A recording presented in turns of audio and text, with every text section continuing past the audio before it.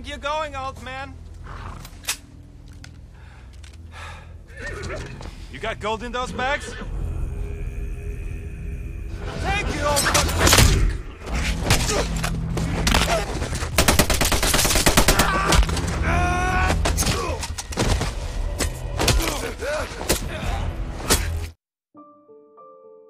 Seorang kakek veteran perang harus berhadapan dengan sekelompok pasukan Nazi Jerman. Kakek tersebut hanya menginginkan emas, hasil tambang yang direbut oleh pasukan Nazi Jerman tersebut. Kakek ini bukan kakek sembarangan, karena ia adalah mantan komandan pasukan khusus Finlandia yang telah berhasil membunuh kurang lebih 300 pasukan Rusia sendirian, sehingga ia dijuluki sebagai pasukan abadi. Lalu apakah yang akan terjadi? Dan mampukah si kakek merebut kembali emas miliknya? Mari masuk ke dalam pembahasan. Film berlatar di tahun 1994, di mana saat itu Jerman telah kalah dalam Perang Dunia Kedua dan sedang melakukan strategi bumi hangus, yaitu menghancurkan apa saja yang mereka lewati. Di sebuah padang rumput yang luas, ada seorang kakek veteran perang bernama Antami Korpi. Bukan kakek sembarangan, Korpi adalah mantan komandan pasukan khusus Finlandia yang berhasil membunuh 300 pasukan Rusia. Saat ini Korpi tengah fokus untuk melanjutkan hidupnya dan meninggalkan zona peperangan. Hal itu lantaran Korpi telah kehilangan istri dan juga anaknya akibat perang. Ditemani anjing kesayangannya, Korpi berhasil menemukan butiran-butiran emas di sungai. Hal itu membuatnya bersemangat untuk menggali di sekitaran sungai. Setelah menggali cukup dalam, ia berhasil menemukan bongkahan emas yang cukup besar. Korpi kemudian berniat membawa emas itu ke kota untuk dijual.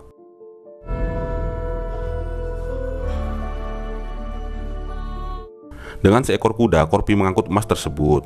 Tak lupa si anjing kesayangan juga ikut bersamanya. Di tempat lain ada sekelompok pasukan Nazi Jerman tengah melintas membawa tawanan beberapa wanita sebagai hiburan. Tak lama berjalan, pasukan Jerman itu berpapasan dengan Korpi. Para tentara itu mengintimidasi Korpi dengan menertawainya. Namun Korpi tak peduli dan tetap melintas. Seorang ajudan juga ingin menembaknya, namun komandan pasukan tersebut bernama Bruno melarangnya. Bruno mengatakan bahwa kakek tua itu akan mati oleh pasukan tentaranya yang menunggu di belakang. He's riding to his death anyway. Pasukan Jerman tersebut akhirnya melanjutkan perjalanan. Di sepanjang jalan, Korpi melihat kekejaman tentara Jerman yang menggantung orang-orang yang mereka temui. Lanjut lagi, Korpi bertemu dengan pasukan Jerman yang ada di belakang. Para pasukan itu kemudian memeriksa bawaan Korpi dan menemukan beberapa pecahan emas. Where you think you're going, old man? What do you got there? You got gold in those bags? Pasukan itu dengan tengilnya meminta Korpi untuk berlutut dan akan segera dieksekusi. Tapi apakah yang akan terjadi? Setelah meminta anjingnya pergi, Korpi dengan mudah membantai pasukan itu satu persatu. Think you're going, old man? You got gold in those bags?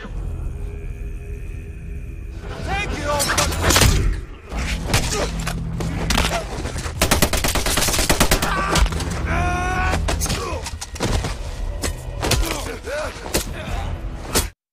Suara tembakan juga terdengar oleh komandan pasukan Jerman yang ada di depan. Komandan tersebut kemudian memutuskan untuk berputar arah untuk melihat apa yang terjadi. Sesampainya di sana, Bruno melihat pasukannya telah tewas dengan sadis. Ia juga menemukan bongkahan emas yang sempat diambil pasukannya itu. Bruno yakin si kakeklah pelaku pembunuhan ini. Tanpa basa-basi, Bruno mengejar Korpi dan menembaknya dengan tank serta senapan mesin.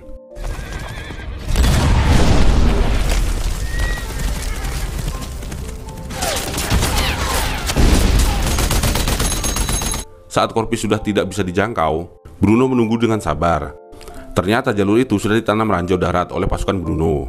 Dan benar saja, ledakan ranjau membuat Korpi terpental dan kudanya mati dengan tubuh hancur berantakan.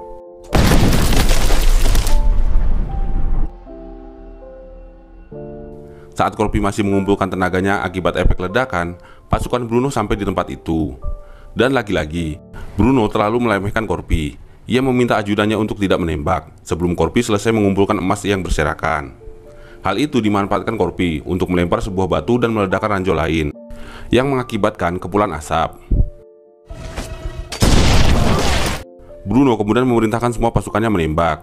Korpi sendiri bertahan dengan sebuah tameng yang ia bawa layaknya Kapten Amerika.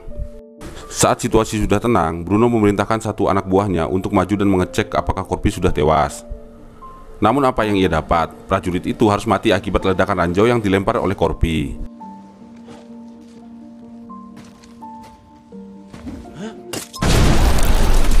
Dua prajurit lain kemudian diperintahkan untuk menyisir bagian kiri dan kanan jalan. Dan lagi-lagi dua prajurit itu mati sia-sia setelah menginjak ranjau. Karena tak mau kehilangan anak buahnya lagi, Bruno memerintahkan ajudannya untuk membawa dua tawanan wanita. Mereka akan dikorbankan dengan berjalan di depan konvoi kendaraan. Bruno juga menemukan sebuah kalung milik Corpi. Setelah itu, ajudan Bruno mendapat kabar siapa Corpi sebenarnya. Ajudan tersebut menceritakan bahwa Corpi adalah komandan pasukan Finlandia yang sangat ditakuti kesatuannya. Corpi juga telah berhasil membunuh 300 pasukan Rusia sendirian. Setelah kematian keluarga dan pasukannya, Corpi menyendiri dan tak menerima perintah dari siapapun. Ia juga dijuluki sebagai prajurit abadi oleh para musuh-musuhnya karena tak bisa mati. Mendengar itu, Bruno bukannya memutar arah, ia malah antusias untuk mengejar Corpi. Bruno mempunyai rencana untuk kabur dari Jerman dengan emas yang dibawa oleh Corpi. We are turning back. No, we are not turning back. Kembali ke Corpi, yang saat ini tengah menyembuhkan luka dan mengeluarkan beberapa peluru yang bersarang di kakinya. Karena luka-luka itu, Corpi tertidur. Ia tak menyadari bahwa pasukan Jerman telah mendekat dengan dua anjing pelacak untuk mencari keberadaan Corpi. Corpi kemudian berguling ke bawah kendaraan pasukan Jerman. Dengan sengaja ia menyiramkan bensin ke tubuhnya agar si anjing tak menemukannya.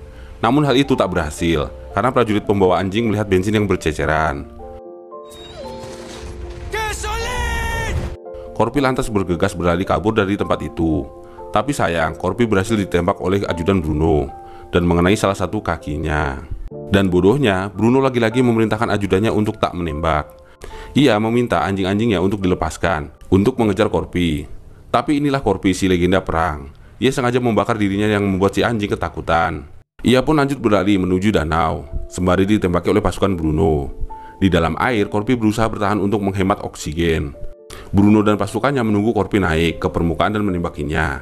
Setelah dirasa Corpi telah mati, Bruno memerintahkan anak buahnya untuk mengambil emas di dasar danau. Saat satu prajurit masuk ke dalam danau, bukan emas yang ia dapati, melainkan nyawanya harus melayang karena lehernya digorok oleh Corpi. Bruno kemudian memerintahkan satu lagi prajurit untuk masuk ke dasar danau. Dan lagi-lagi prajurit itu mati sia-sia. Sisa satu prajurit yang berada di sebuah perahu. Karena ketakutan ia memilih untuk kabur dan menolak perintah Bruno. Karena penolakan itu hukumannya adalah mati. Ajudan Bruno menembak rekannya sendiri.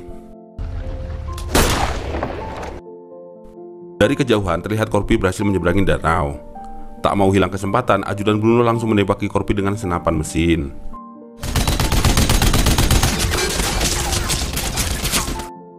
Tapi Corpi berhasil selamat dengan menjadikan mayat prajurit Nazi sebagai tameng. Bruno kemudian memiliki rencana saat melihat anjing kesayangan milik Corpi. Lanjut lagi saat malam tiba, Corpi melihat kekejaman tentara Nazi Jerman yang telah membakar habis sebuah perkampungan. Karena luka-lukanya, Corpi akhirnya beristirahat di sebuah rumah. Tak lama, terdengar suara anjing kesayangannya menggonggong. Corpi keluar untuk menghampirinya. Tapi ternyata sebuah dinamit telah dipasang di anjingnya tersebut. Dengan sigap Corpi melempar dinamit tersebut. Tapi sayang dinamit itu keburu meledak dan membuat Corpi pingsan setengah sadar. Dan setelah bersusah payah, akhirnya Bruno berhasil menangkap Corpi. Dengan sadisnya mereka menggantung tubuh Corpi di sebuah tiang dan memberikan penghormatan terakhir.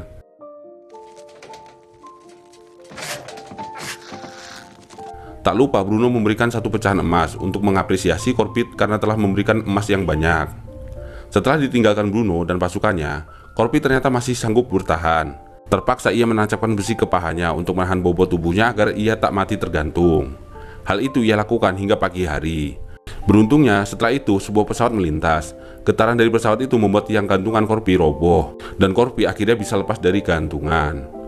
Pesawat itu mendarat. Terlihat dua prajurit Jerman tengah mencari bahan bakar. Salah satu prajurit melihat keadaan Corpi. Setelah itu ia diperintahkan rekannya untuk menembak Corpi. Tapi apakah yang terjadi? Dengan sedikit gerakan Corpi berhasil membuat prajurit itu tewas. Prajurit satunya dipukul pingsan menggunakan sebuah batu. Saat sadar dari pingsannya, prajurit itu melihat bagaimana Corpi menjahit lukanya sendiri dengan sebuah kawat besi dan menyiramkan bensin di luka tersebut.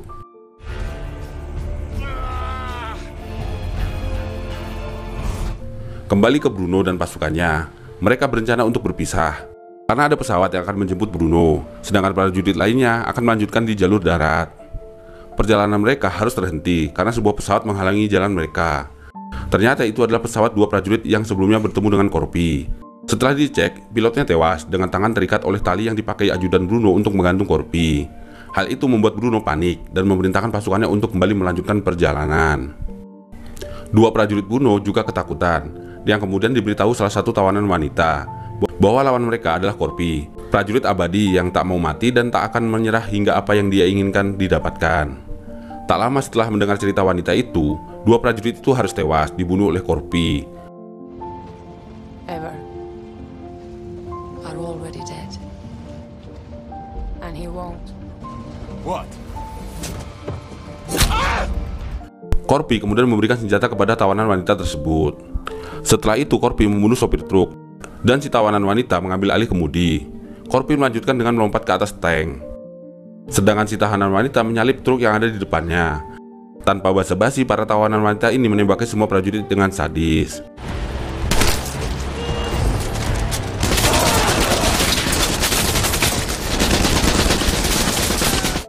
Sekarang tersisa Bruno dan dua ajudannya, serta dua prajurit motor yang ada di belakang.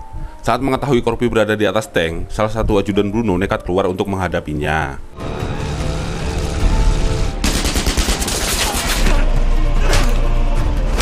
Pertarungan sengit terjadi, sehingga keduanya terjatuh dari tank. Bruno memerintahkan ajudan yang lain untuk terus berjalan. Corpi berhasil melumpuhkan ajudan Bruno. Tak lama dua prajurit motor datang. Sang ajudan merasa senang karena mengira ia akan diselamatkan oleh anak buahnya itu. Namun siapa sangka, dua prajurit itu ketakutan dan memilih untuk tak melawan Corpi. Tak mau Bruno lolos, Corpi kemudian mengambil alih motor tersebut dan meninggalkan ajudan Bruno untuk diurus para tawanan wanita. Singkat cerita, Bruno telah berhasil sampai ke titik penjemputan. Karena serakah, Bruno menembak ajudannya yang terakhir. Saat akan lepas landas, Corpi menembaki Bruno dan pilotnya, yang membuat pilot tersebut terluka.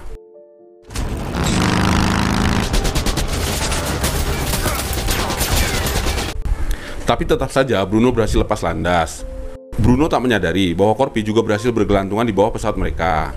Dengan ganjil tambang miliknya, Corpi berusaha masuk ke dalam pesawat. Hal itu disadari Bruno, alhasil pertarungan keduanya tak terhindarkan.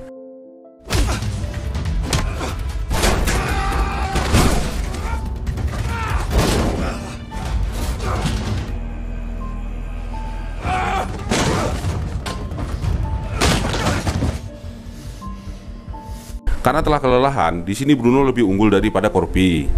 Namun dengan kecerdasan yang dimilikinya, Corpi berhasil mengikat tangan Bruno di sebuah bom dan menjatuhkannya. Bruno pun mati dengan meledak.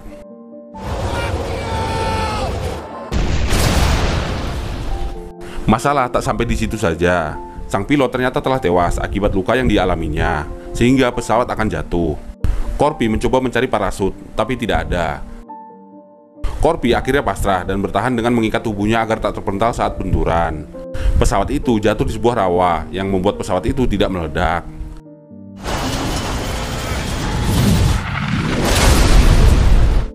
Terlihat Corpi berhasil selamat dan keluar dari kubangan lumpur.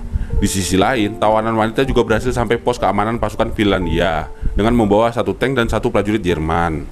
Kembali ke Corpi yang telah sampai di kota dan meminta agar emasnya ditukar dengan uang yang banyak.